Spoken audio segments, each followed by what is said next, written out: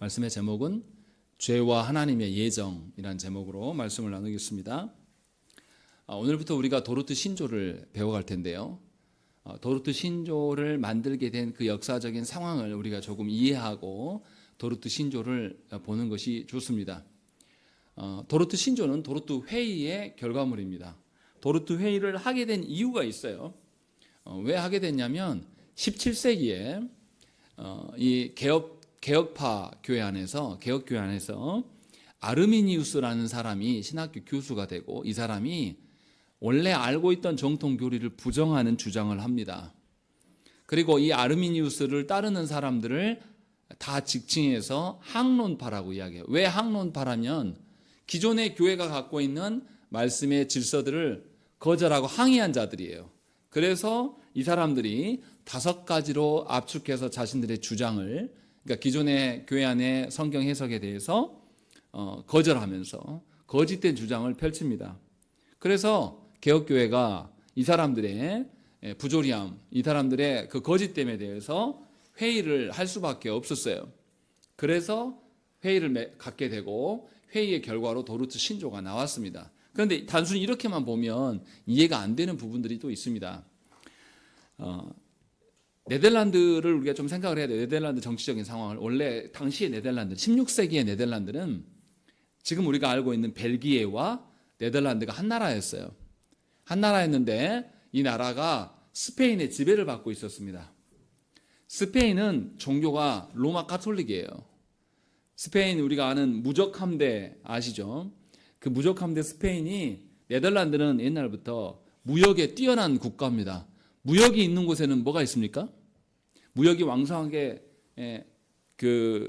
일어나는 곳에는 억압과 핍박이 있습니까? 자유가 있습니까? 무역이 있으려면 자유가 있어야 돼요. 그래서 이 네덜란드는 자유로운 분위기가 형성되어 있기 때문에 로마 가톨릭부터 핍박받았던 개혁파 교회 성도들이 네덜란드로 많이 들어와 있어요. 그래서 네덜란드는 개혁교회의 성도들, 칼빈의 가르침을 따라서 그 개혁교회의 성도들이 많이 있었습니다. 그런데 이 네덜란드가 스페인의 지배를 받고 있어요. 그런데 이제 이 네덜란드가 스페인으로부터 독립하기를 원한단 말이에요. 독립하고자 하는데 독립운동을 해나갔던 사람이 누구냐면 개혁파 성도들입니다. 개혁교회 성도들. 이들이 더 독립운동을 할 수밖에 없었던 것은, 스페인으로부터 점령을 받으면 뭐까지 개종해야 됩니까? 자기의 신앙까지도 버려야 돼요. 개혁교회의 성도로서의 정체성을 버리고 로마 교회로 흡수당해야 된단 말이죠. 그러니까 정치적으로도 문제지만 자기의 신앙도 달려있는 문제예요. 그래서 이 벨기에하고 이 네덜란드가 한 나라였는데, 이 개혁파들이 많이 있었던 그 북부 지방에서는 끝까지 독립운동을 펼칩니다. 그래서 스페인하고 전쟁을 펼쳐요. 그런데 남부 쪽에 있는 사람들은 그냥 항복해요. 그래서 그들은 스페인의 이제 지배로 들어갑니다. 그래서 벨기에라는 나라로 분리돼 버려요. 그리고 북쪽에 있는 개혁파 성도들이 끝까지 자기의 신앙을 지키기 위해서 전쟁을 펼칩니다. 전쟁을 펼치면서 끝까지 이제 상황하는데, 이들이 전쟁을 하는 이유는 자기들의 종교적인 이유도 굉장히 크단 말이죠.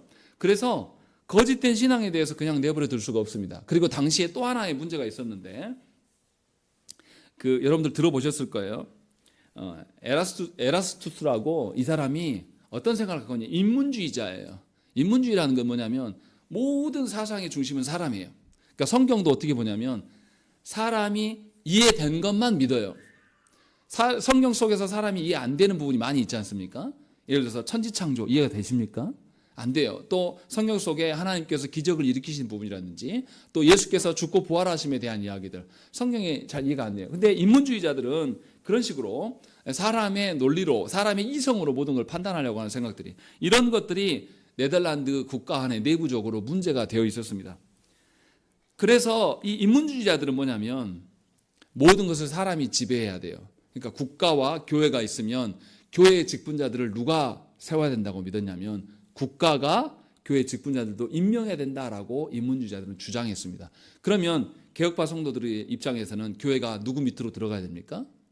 국가 권력 안에 정치 영역 안으로 들어가게 되는 구조가 되어 있어요. 그러니까 내부적으로도 자기의 신앙 양심을 지킬 수가 없는 것이고 또 외부적으로 스페인과의 독립전쟁 가운데 있을 때도 자신들의 신앙과 밀접한 관계가 있어요. 그래서 개혁파 성도들이 목숨을 걸고 전쟁을 펼치고 있었어요.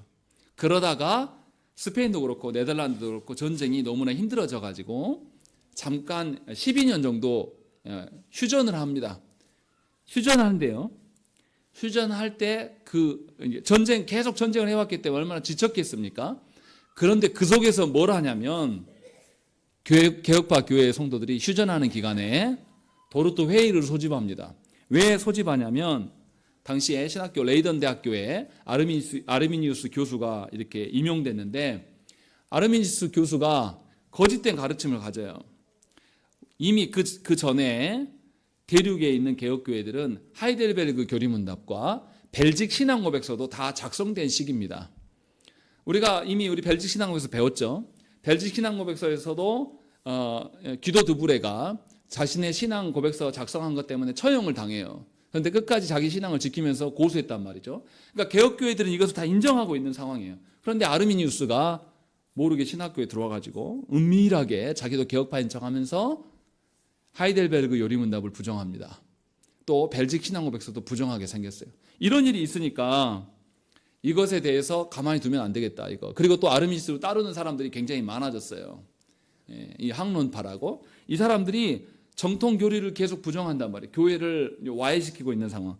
그래서 교회가 휴전의 시기면 계속 전쟁을 벌이다가 우리가 휴전 시간 딱 오면 우리 뭐 하겠습니까?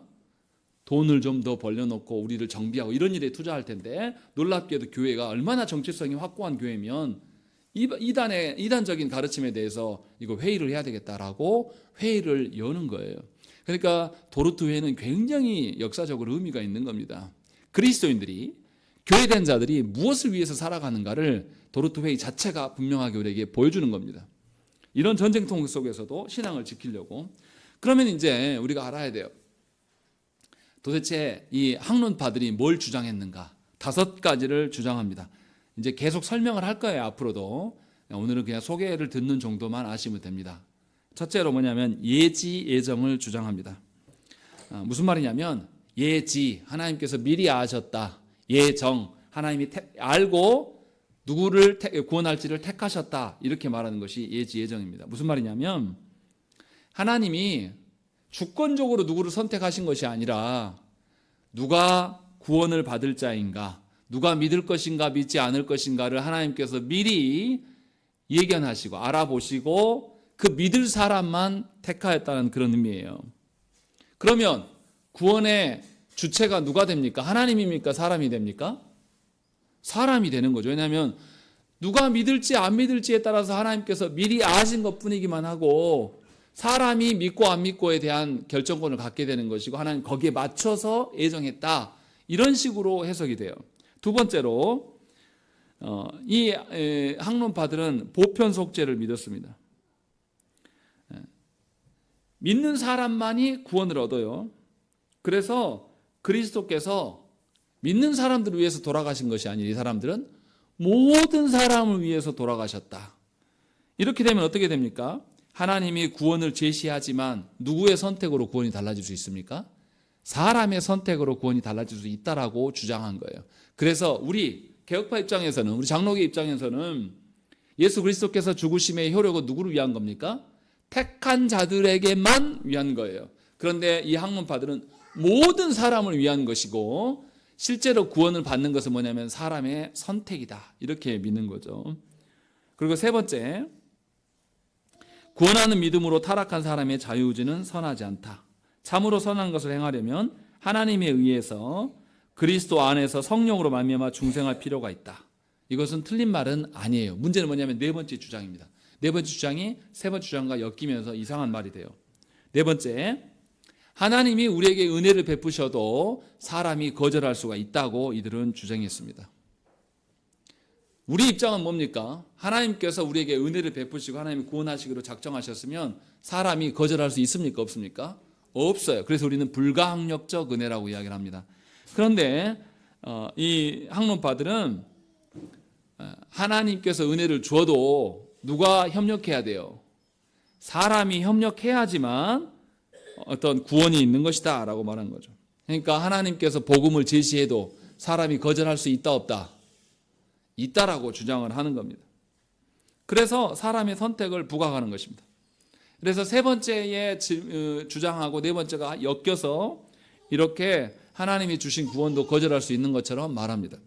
그리고 다섯 번째, 그렇기 때문에 사람이 중도에 성도가 끝까지 인내하며 견딜 수 있는 겁니까? 아니면 중도에 탈락할 수 있는 겁니까? 탈락할 수 있는 거예요. 우리는 성도의 견인, 성도가 끝까지 인내하고 참을 수 있다라고 믿어요. 그것은 하나님의 은혜로 말미암아 가능하다고 믿는데, 이 사람들은 뭐냐면 아무리 하나님께서 구원을 베푸신다 해도 인간의 게으름이나 무관심으로 인하여서 하나님의 구원이 상실될 수 있다라고 이렇게 주장하는 거예요. 그래서 성도의 인내는 불확실하다, 성도의 견인 같은 것은 있을 수 없다라고 이들이 이렇게 주장한 것입니다. 그래서 이것에 대해 반대해서 도르트 신조가 5가지 교리를 말해요. 우리가 이제 도르트 신조 계속 설교를 들어갈 텐데 5가지 교리 중에서 오늘은 우리 첫 번째 교리를 할 거예요. 근데 첫 번째 교리 중에서 항목들이 또 여러 가지 있습니다. 그래서 첫째 교리 1조, 첫째 교리 2조 이런 식으로 설명해 나갈 거예요. 근데 5가지 교리가 뭐냐면 여러분들 많이 들어보셨어요. 첫 번째, 전적 타락. 인간 중에 모든 사람이 타락해서 우리가 선한 것을 선택할 수 있다 없다? 없어요. 근데 학론파들은 뭐냐면 인간이 타락을 하긴 했지만 완전히 타락한 것이 아니다. 일부 선한 것이 있어서 선한 것을 선택할 수 있다 없다? 있다라고 믿어요, 그들은. 그래서 하나님의 구원이 와도 선택하거나 선택하지 않을 수 있는 주권이 누구에게 있다고 말하는 거예요? 사람에게 말하는 거예요. 그러니까 하나님의 구원을 베푸셔도 누가 순종해야 돼요? 사람이 순종해야지만 구원이 이루어집니다. 그러면 구원이 이루어지게 되려면 신이신 하나님과 사람인 우리가 어떻게 해야 됩니까? 협력했을 때만 구원이 이야기해요. 그래서 그들이 주장하는 거는 신인 협력설이에요. 근데 우리는 그러지 않아요. 구원은 누구의 주권이다? 전적인 하나님의 주권이다라고 보는 거예요. 그래서 우리는 전적으로 타락했다라고 말하는 거고. 두 번째는 무조건적 선택이에요. 하나님께서 누구를 선택했는지 우리가 알 수 있습니까? 없습니까? 몰라요. 그냥 하나님의 주권하에 있기 때문에 무조건적인 선택이라고 이야기합니다. 그리고 세 번째, 제한 속죄. 예수께서 모든 사람을 위하여서 구원하시기에 이 땅에 오셨습니까? 아니면 성부께서 택하신 자들만을 위한 속죄입니까? 제한적이라는 거죠. 하나님이 택하신 자들에게만. 그리고 네 번째, 아까도 말씀드렸지만 하나님의 은혜를 우리가 거절할 수 있습니까? 아니에요. 불가항력적 은혜라고 이야기하는 것이고, 다섯 번째, 이렇게 하나님이 택하시고 하나님께서 구원을 베푸시면 사람이 거절할 수 없기 때문에 성도가 끝까지 인내할 수 있습니까? 없습니까? 인내할 수 있어요. 그것은 성도의 능력입니까? 하나님의 은혜입니까? 하나님의 은혜라고 말한 거죠. 그래서 다섯 번째는 성도의 견인, 이렇게 이야기하는 거죠. 이 5개 교리를 이제 도르트 신조에서 말합니다. 이것을 흔히 뭐라고도 말하냐면 칼빈의 5대 교리라고도 말하기도 하고, 전적인 타락부터 마지막까지 앞 글자 영어만 따가지고 보니까 튤립이 되는 거예요. TULIP 해가지고 튤립이라고 해요. 그래서 칼빈의 튤립, 칼빈의 5대 교리라고도 이렇게 이야기를 합니다. 그래서 이렇게 우리에게 전수됐고 그 의미를 우리가 이제 바르게 알아야 돼요. 근데 이제 도르트 신조가 왜 중요한지를 좀 더 생각을 해봐야 됩니다. 우리가 신앙고백서 하면 보통 우리 교회에서도 4개 정도 가르치고 설교하고 있는데요. 앞에 말했던 하이델베르그 교리문답, 벨직 신앙고백서, 오늘 도르트 신조, 또 하나 뭐죠? 또 하나 뭐예요? 우리 주일 오전마다 공부하고 있잖아요. 웨스트민스터 신앙고백서 하고 있잖아요. 웨스트민스터 신앙고백서는 어디서 작성된 겁니까? 웨스트민스터 사원에서 작성된 거예요. 영국에서. 그런데 웨스트민스터 신앙고백서 작성할 때 작성자들이 누굽니까? 영국 사람들만이에요. 영국 사람들만. 그 국가 사람들만.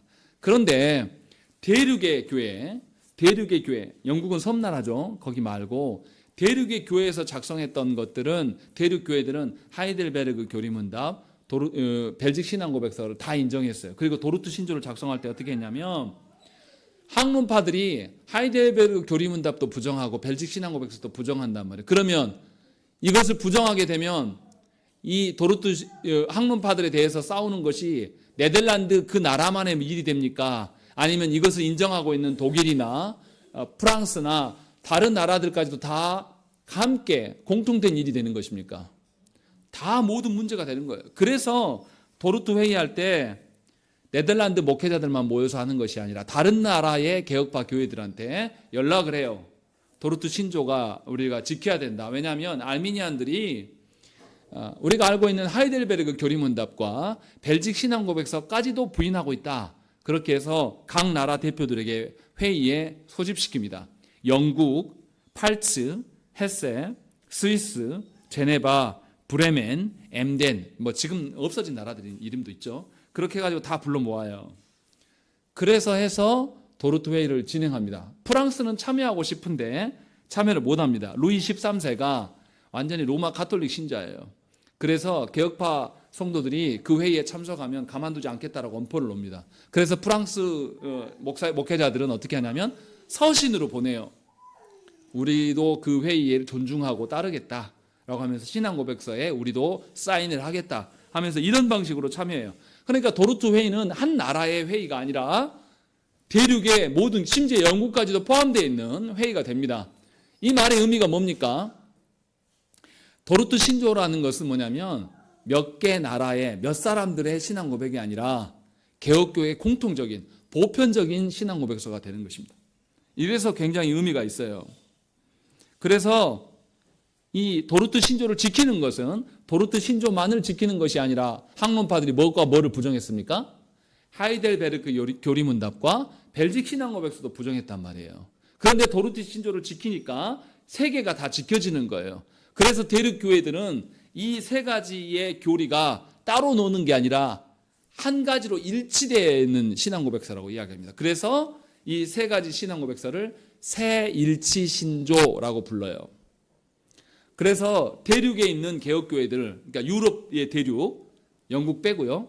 유럽에 있는 이 대륙에서 교회들은 세일치 신조를 존중했습니다.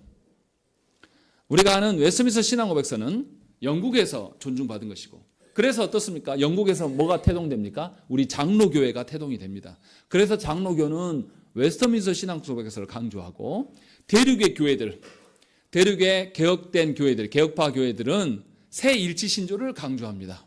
그런데 웨스트민스터 신앙고백서와 세일치 신조가 내용이 다르지 않아요. 맥락이 같아요. 그래서 장로교회를 존중하는 우리는 네 가지 신앙고백서를 가르치고 우리가 이제 배우고 있는 것입니다. 그래서 도르트 회의가 굉장히 중요한 의미를 갖게 되는 것이죠. 또 그리고 도르트 신조가 무엇보다 중요한 것은 뭐냐면 신앙고백서를 작성할 때 사람들의 생각대로 마음대로 작성한 게 아니라 성경의 논리대로 작성을 한다는 거예요. 그래서 어떻게 합니까? 성경에서 강조하는 죄에 대한 고백, 구속의 필요성, 복음 사역을 통해서 자기 백성을 하나님께서 부르시는 점, 이런 점들을 반복해서 가르칩니다. 그러니까 도르트 신조에 나와 있는 이 고백들은 교회의 직분자들이라든지 목사들만 알아야 될 것이 아니에요. 왜냐하면 죄의 문제를 밝히고 구원의 문제를 말하고 있거든요. 그래서 도르트 신조는 성도들이 알아야 될 문제입니다. 그래서 개혁교회는, 우리 교회는 아직 못하고 있는데요. 개혁교회에서는 도르트 신조를 누구에게 가르치겠습니까? 구원과 관련되니까. 누구에게 가르치겠어요? 새신자와 주일학교 학생들에게 가르칩니다. 여러분들은 처음 들어봤겠지만 실제로 그렇게 가르칩니다. 그러니까 우리 교회가 앞으로 배우고 익혀야 될 게 엄청 많다라는 거예요. 이제 그것을 지금 말씀하고 있습니다. 그래서 도르트 신조는 교회 직분자들이 아니라 모든 성도가 알아야 될 내용이에요. 그것이 이제 우리에게 주어진 것이고, 그리고 오늘 우리가 도르트 신조 첫째 교리 할 텐데, 첫째 교리의 내용이 뭡니까? 제목 봐보세요. 뭐라고 되어 있습니까? 도르트 신조 첫째 교리, 그리고 뭐라고 써졌습니까? 주보에 하나님의 선택과 유기. 하나님이 누구를 선택하시고, 유기는 뭡니까? 버리신다는 뜻이에요. 하나님이 누구를 선택하고 누구를 버리셨다. 이것을 한 단어로 뭐라고 할 수 있습니까? 하나님이 누구를 선택하기로 하고 누구를 버리기로 작정하셨다, 예정하셨다 이렇게 말할 수 있잖아요. 그래서 첫째 교리는 하나님의 예정이라고도 말합니다. 그래서 오늘 설교 제목이 죄와 하나님의 예정이라고 지금 말하고 있는 거예요. 그러면 이제 우리가 이제 첫째 교리를 한번 들어가서 생각을 해봐야 됩니다. 하나님의 예정을 말하고 있는 거잖아요. 첫째 교리가. 그러면 뭐부터 나와야 되겠습니까? 아니, 하나님이 누구를 선택하고 누구를 버리셨다는 예정에 대한 이야기가 먼저 나와야 되지 않겠어요? 시간 순서로 보세요. 하나님의 예정하심이 먼저입니까? 우리의 타락함이 먼저입니까? 예정하심이 먼저잖아요. 영원 전에서 우리를 택하셨으니까. 그리고 우리 타락이 있었고 하나님께서 예수 그리스도를 보내셔서 우리에게 구원을 이루시고 또 구원을 완성한 예수님의 재림하면 나중에 있잖아요. 그럼 시간 순서상으로도 그렇고 논리상으로부터 뭐부터 나와야 돼요? 예정부터 나와야 돼요. 그런데 1조 봐보세요. 1조에 뭐라고 되어 있습니까? 하나님 앞에 정죄받아 마땅한 온 인류. 시간 순서대로 뭐부터 나왔습니까? 인간의 타락과 죄에 대한 언급이 먼저 나온다는 거죠. 왜 이렇게 할까라는 것을 생각을 해봐야 됩니다. 왜 하나님이 예정하셨다라부터 말해야 되는데 왜 죄부터 말할까요? 이 부분을 생각을 해야 됩니다. 학문파들이 제일 처음에 밝히고 올 때 뭐라고 말하냐면 잘 들어보세요. 뭐가 오류인지 잘 맞춰보십시오. 한번. 찾기가 어려울 거예요.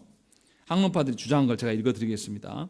하나님께서는 세상의 기초를 놓기 전에 그의 아들 예수 그리스도 안에서 영원하고 불변하는 목적을 가지고서 타락하여 죄에 빠진 인류 가운데서 성령의 은혜로 그의 아들인 예수를 믿고 그 은혜를 통하여 끝까지 인내하며 믿고 믿음의 순종을 하는 사람들을 그리스도 안에서 그리스도 때문에 그리스도를 통하여 구원하시기로 작정하셨다. 이렇게 말합니다. 뭐가 틀렸습니까? 뭐라고요? 네.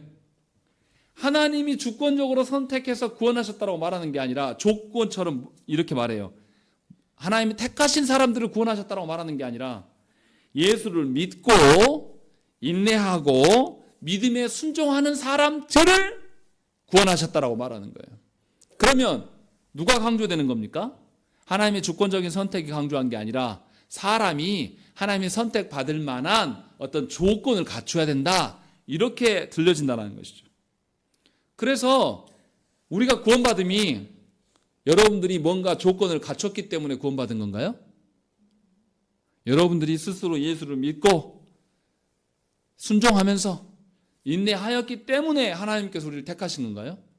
그러면 하나님의 택하심이 우리보다 앞서야 됩니까? 나중에 있어야 됩니까?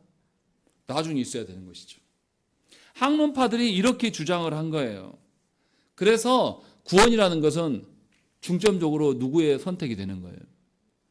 사람의 선택인 것처럼 이렇게 주장을 한 것입니다. 그래서 그 사람들은 뭐냐면 사람 안에 선한 것이 있어요, 없어요? 있어요. 하나님이 베푸시는 구원을 판단해. 누가? 사람이. 왜냐하면 아직도 내가 선한 것이 있으니까. 그래서 하나님이 구원을 베풀면 내가 이걸 택할까 말까. 마치 짜장면집을 딱 가가지고 주인이 나와가지고 손님한테 손님 뭐 드시겠습니까? 이야기하면 뭐예요? 우리가 선택하는 거예요.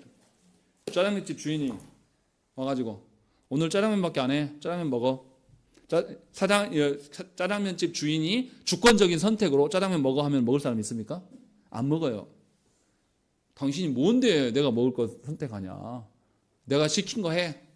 구원을 그렇게 본다라는 거죠. 그러면 누가 더 부각됩니까? 사람의 행위나 사람의 주권적인 선택이 훨씬 부각되는 거죠. 학론파들이 이렇게 주장한 것이에요. 그래서 사람 안에 무엇인가 선한 구석이 있다. 하나님이 베푸시는 것을 사람이 금방 알아차리고 사람 안에 선한 것이 있기 때문에 사람이 선택할 수도 있고 부정할 수도 있는 이런 방식으로 설명한 것에 대해서 반대한 겁니다. 그래서 하나님의 예정을 말하기 전에 도대체 사람 안에 어떠한 것이 있는가, 사람이 어떤 존재인가를 말하는 거예요. 그것을 알아야지만 하나님의 주권적인 선택을 수용하게 된다는 거예요.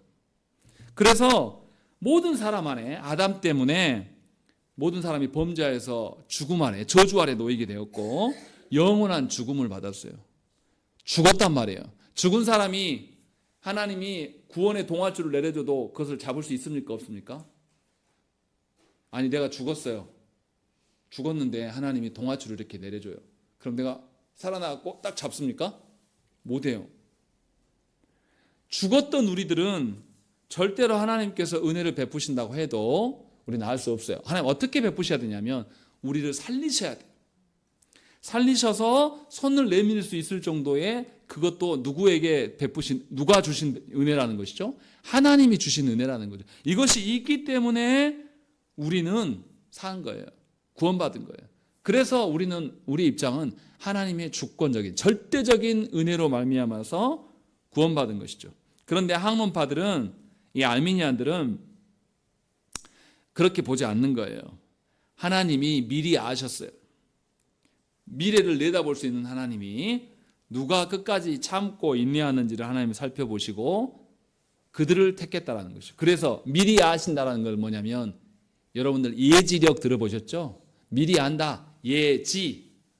그리고 나서 하나님이 작정하셨다. 예정하셨다. 예정이 따라 나온 거죠. 그러면 학문파들이 입장할 때 말할 때는 예지 예정입니까? 아니면 예정 예지입니까? 예지 예정. 먼저 알고 선택하셨다라고 말하는 거예요. 우리 입장은 뭐예요? 하나님이 선택하셔서 그대로 됐다라는 입장이에요. 그러니까 우리는 예정 예지인 거죠. 달라요. 그 사람들 주장하고. 그래서 분명하게 하나님이 미리 아시고 선택하심, 마치 사람의 선택이 더 중요한 것처럼 이렇게 논리를 폈다라는 거죠. 그런데 그래서 이들은 인간이 완전히 타락했다고 보지 않고 인간 안에 선한 것을 있다라고 믿는 것이죠. 근데 하나님께서 누구를 택하고 누구를 버리셨는지 우리가 알 수 있습니까? 우리가 알 수 없어요. 왜 모릅니까? 하나님이 그렇게 예정하셨기 때문에. 예정이 먼저고 누가 선택하고 누가 구원받고 안 받고는 나중에 알게 되는 것이죠. 그래서 어떤 것이 더 하나님 앞에 겸손한 태도로 갖겠습니까? 하나님이 주권적인 선택으로 인정한 사람이 훨씬 겸손한 자세를 갖게 되는 거예요. 알미니안식으로 생각하게 되면 사람들이 어떻게 하겠습니까? 자기의 선택이나 자기의 공로를 자랑할까요? 안 할까요? 자랑하고 또 심지어 뭐까지 말합니까? 자기가 하나님 앞에 열심히 공들였던 것에 대한 것이 통장에 잔고가 쌓이는 것처럼 어디에 지금 있다고 믿어요. 저 천국에 내 상급이 쌓아져 있다라고 믿는 겁니다. 이거 어디서 많이 들어보지 않았습니까? 한국교회가 그렇게 가르쳤어요. 완전히 알미니안식으로 성도들이 가르쳐온 거예요. 그래서 뭐라고 합니까? 천국의 상급을 쌓아두라고 열심히 교회를 봉사하고 헌신하라고. 이거는 뭐 하는 겁니까? 하나님 주신 은혜로 받아가는 겁니까? 아니면 자기가 저금해놓은 거 그냥 이자 붙어서 가져가는 건가요? 후자예요, 후자. 자기 열심으로 하는 거예요. 그래서 알미니안적인 신앙을 가진 교회들은 사람의 열심을 굉장히 강조합니다. 헌신해라, 전도해라, 뭐해라 라는 거. 그런데 개혁교회들의 입장은 뭐냐면 사람에게 복음을 전해. 누가 구원받을지 우리는 모르지만 우리가 하나님의 자녀로서 하나님의 닮아가는 삶을 살아가야 되니까 어떤 것보다 하나님의 다스림의 질서가 최고예요. 그 질서밖에 없어요, 우리에게는. 그러니까 사람들에게 그 질서가 가장 아름다운 것이다 말하는 거예요. 그러나 그렇게 해도 구원은 누가 하신다? 하나님이 하시는 거예요. 그러니까 우리는 복음을 전하면서 뭘 보는 겁니까? 내 공로가 쌓여가고 나의 탁월함을 보는 겁니까? 하나님의 전적인 개입하심과 관여하심과 하나님의 주권적인 은혜를 보는 겁니까? 후자예요, 후자. 그래서 하나님의 주권이 강조되는 것입니다. 이렇게 되어 있는 거죠. 그러면 이제 우리가 생각을 해봐야 돼요. 도르트 신조가 무엇 때문에 하나님의 선택과 유기인 예정 자체를 먼저 설명하지 않고 인간의 타락한 상태를 밝히고 있는가를 한 번 더 생각을 해봐야 됩니다. 분명히 논리적인 순서상으로 봤을 때는 예정이 먼저입니다. 영혼에서 있었기 때문에. 그런데 왜 이 방식을 택하지 않을까라는 것이죠. 하나님이 우리 인생을 다 정해놓으셨다고 생각을 해보십시다. 그럼 여러분들 열심히 살까요? 하나님 여러분들 선택 권한 없어요. 하나님이 다 정해놨다니까요. 심지어 지연자매 하나님이 결혼할 배우자를 예비해 두셨습니까? 지은자매의 선택을 존중해 주십니까? 네, 우리의 선택을 존중한단 말이에요. 그런데 교회에서 뭐라고 말합니까? 예비해 두신 짝이 있다. 그래서 무슨 일이 있었습니까? 선교단체에서? 예전에 어떤 선교단체에서 모르세요? 누구하고 결혼할 것을 위에 목사가 정해줬어요. 그렇게 결혼하신 분들 실제로 많습니다. 그 선교단체 출신들은. 제가 어디라고 말하지는 않겠어요. 우리의 선택이 있어요, 없어요? 없는 것처럼 그렇게 오해하고 하나님 알았단 말이에요. 그렇게 살면 사람들이 무슨 일이 벌어져요? 그러면 누구 책임으로 돌릴까요? 하나님 책임이에요. 그러면 악을 조성하시는 하나님이 되어버립니다. 그런 식으로 오해하게 된다는 거죠.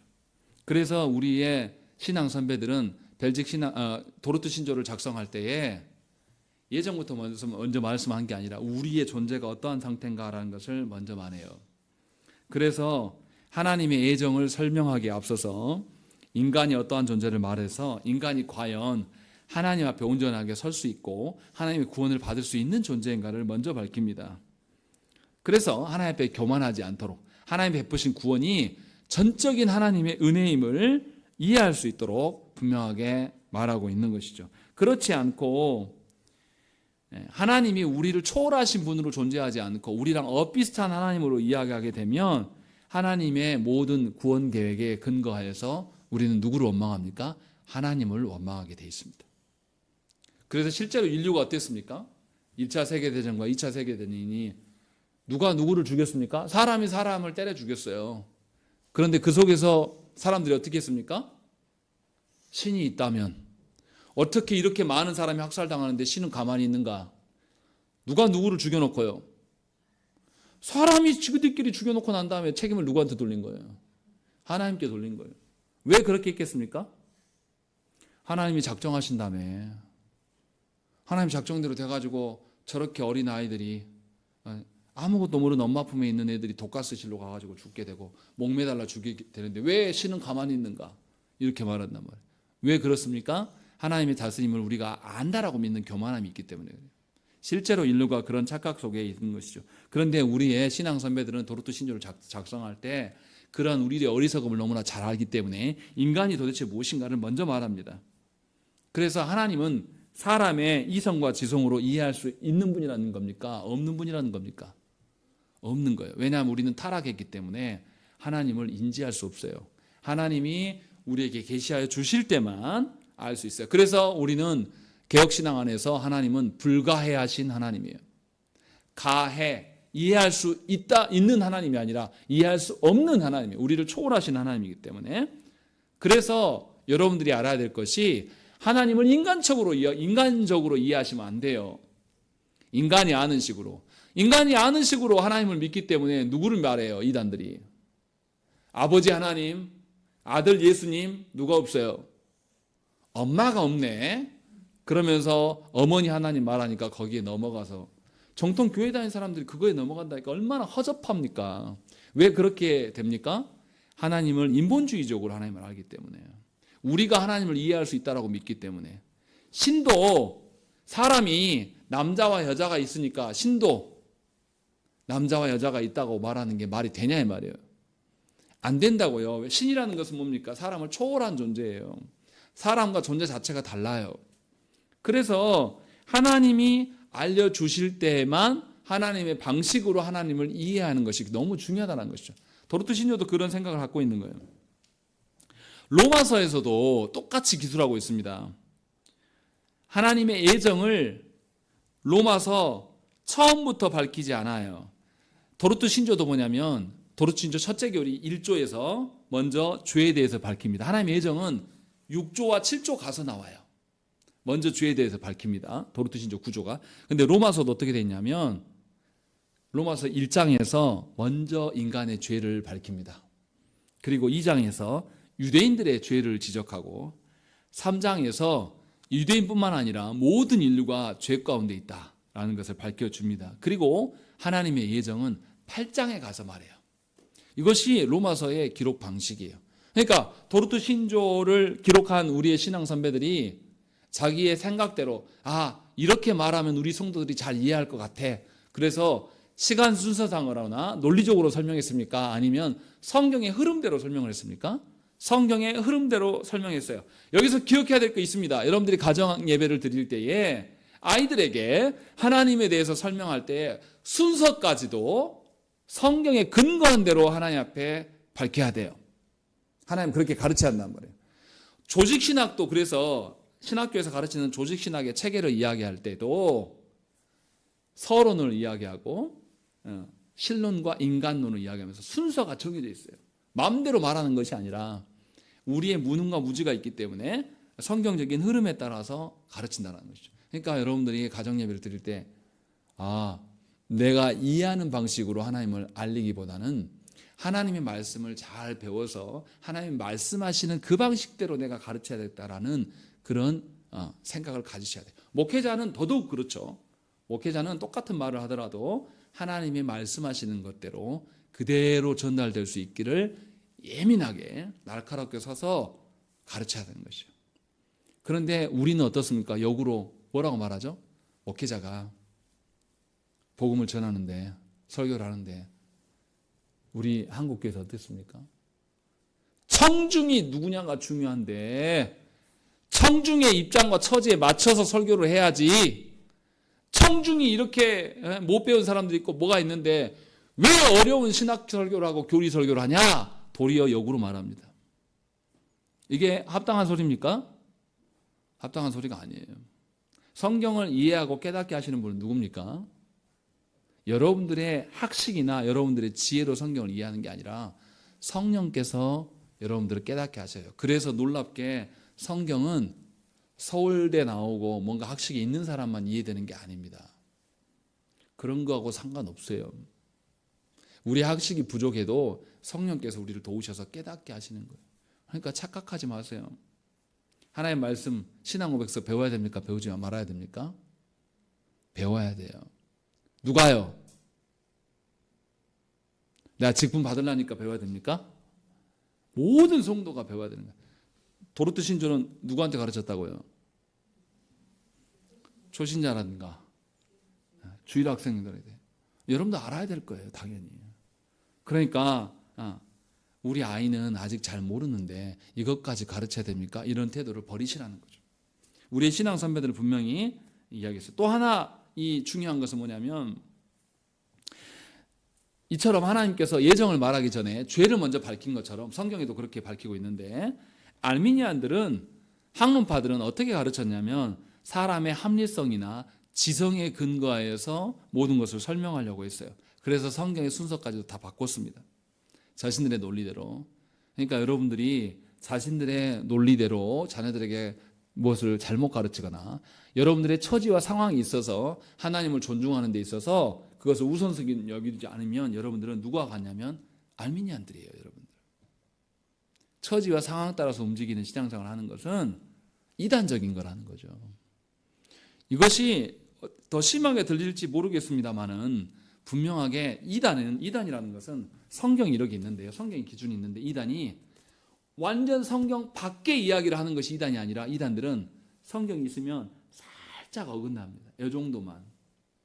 그렇게 해서 성경 이야기도 하는 것 같으면서도 밖으로 넘어가면서 유도해요, 우리를. 이것이 이단이에요. 이해되신가요? 그래서 하나의 말씀대로 하려고 해야 돼요. 사람의 생각이 아니라.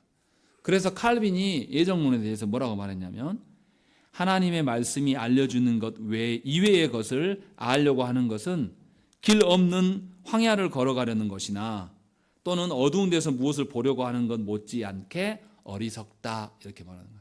하나님이 말씀해 주시는 순서나 하나님이 말씀하신 것을 존중하라고 말하는 것입니다. 그러니까 인간의 지혜나 인간의 논리로 인하여서 하나님의 예정을 접근하는 것은 알 수가 없게 돼요. 오해를 할 수밖에 없다는 것입니다.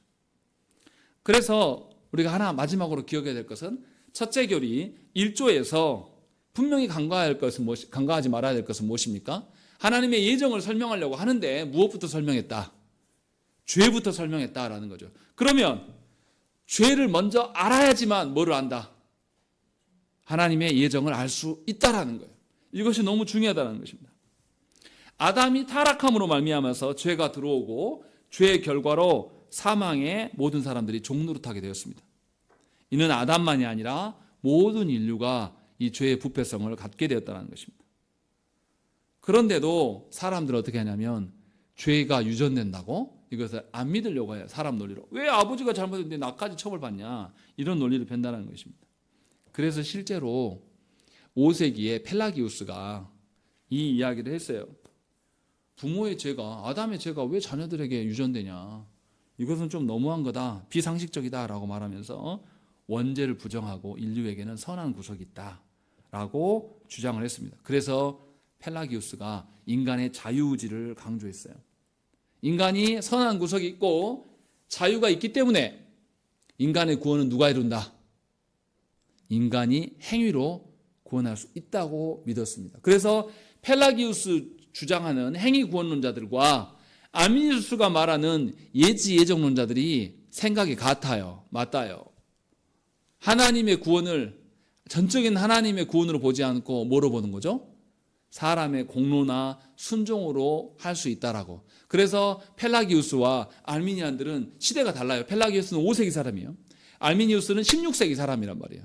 1000년의 간극이 있는데도 생각이 같아요. 왜 같습니까? 성경에서 벗어나면 그 다음부터 뭐 이야기해요? 사람 이야기하게 돼 있거든요. 그것을 우리에게 보여줍니다. 그래서 성경을 볼 때에 사람의 이해나 합리성에 근거하여서 성경을 보게 되면 성경을 알 수 있습니까? 없습니까? 하나님의 일하심을 전혀 보지 못해요. 그래서 자유주의자들이 문제인 거예요. 성경 속에 있는 우리가 이해되지 못할 신비한 것들에 대해서 자유주의자들은 다 빼요. 뭘로 성경을 보니까? 사람의 이성, 사람의 지적인 능력으로 성경을 바라보기 때문에 사람을 뛰어넘는 초월하신 하나님에 대한 이야기를 할 수가 없게 돼요. 그것이 우리 시대의 가장 큰 문제입니다. 최초의 사람 아담도 한번 생각해 보세요. 하나님 앞에서 자기 죄를 인정했습니까? 안 했습니까? 그래서 어떻게 했어요? 하와에게 책임을 돌립니다. 또 아담의 아들인 가인도 어떻게 합니까? 죄를 지은 이후에 하나님께서 그를 찾고 물으시니까 뭐라고 합니까? 화를 내요. 왜냐하면 죄가 가벼운 것이라고 여기는 것이죠. 자기가 볼 때 이 죄 별거 아니야. 자기 중심적으로 생각하는 거죠.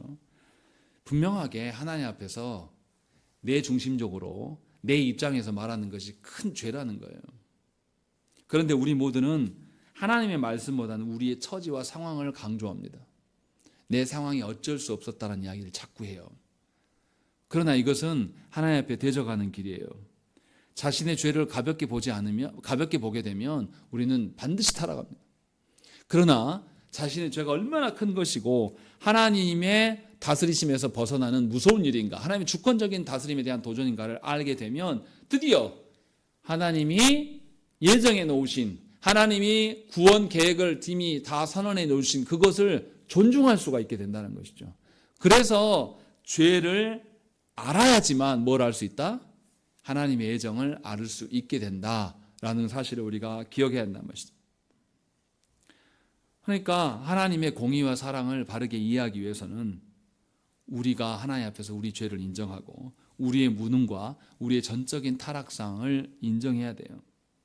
그러할 때 우리는 우리 것으로 하나님께 나아가지 않고 누구 것을 구하겠습니까?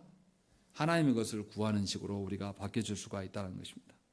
그래서 사람은 하나님의 사랑과 하나님의 공의가 전제되지 않고는 하나님의 다스림 안에 거할 수가 없습니다.